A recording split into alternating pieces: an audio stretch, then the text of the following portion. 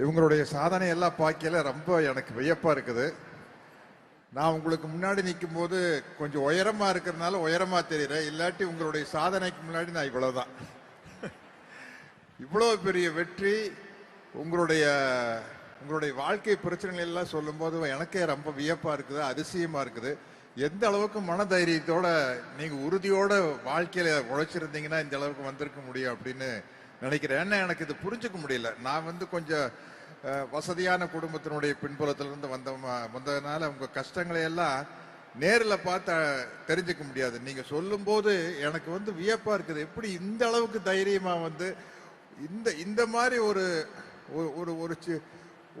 ஒரு வறுமையின் பிடியில் இருக்கிற ஒரு குடும்பத்துல நான் இருந்திருந்தேன்னா இப்படி என்னால வந்திருக்க முடியுமான்னு என்னால தெரியல. அது இந்த கண்கொள்ளா காட்சியை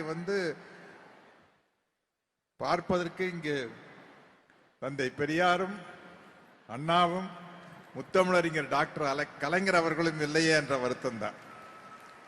ஏன்னா அவங்க கண்ட கனவு தான் இது. உங்களுக்கு தெரியாது, இது இதனுடைய திராவிட மாடல் அரசு, திராவிட சித்தாந்தத்துக்கும் உங்களுக்கு எல்லாத்துக்கும் கடவுள் நம்பிக்கை இருக்கும், அது தனி விஷயம். ஆனா உங்களுடைய முன்னேற்றம் என்பது இந்த திராவிட சித்தாந்தத்திலிருந்து தான் ஆரம்பிக்குது.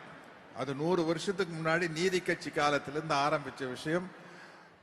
முத்துலட்சுமி ரெட்டி அப்படிங்கிற ஒருத்தர் தான் ஒரு மிகப்பெரிய சாதனை படைத்த முதல் பெண் மருத்துவர். அதுக்கப்புறம் மூவலூர் ராமாமிர்தம் அம்மா அவர்கள் ஒரு மிகப்பெரிய புரட்சியை செய்து பெண்களுக்காக பாடுபட்டார்.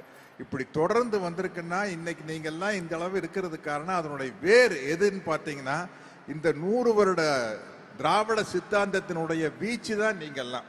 இது நீங்க உங்களுக்கு தெரிஞ்சவங்க கிட்ட கேட்டு தெரிஞ்சுக்கங்க. என்ன நம்ம அந்த வேர்களை நாம புரிஞ்சுக்கிட்டாதான் நாம எந்த அளவுக்கு இந்த திராவிட மாடல் அரசுக்கு துணையாக நிற்க வேண்டும் என்பது உங்களுக்கு தெரியும்.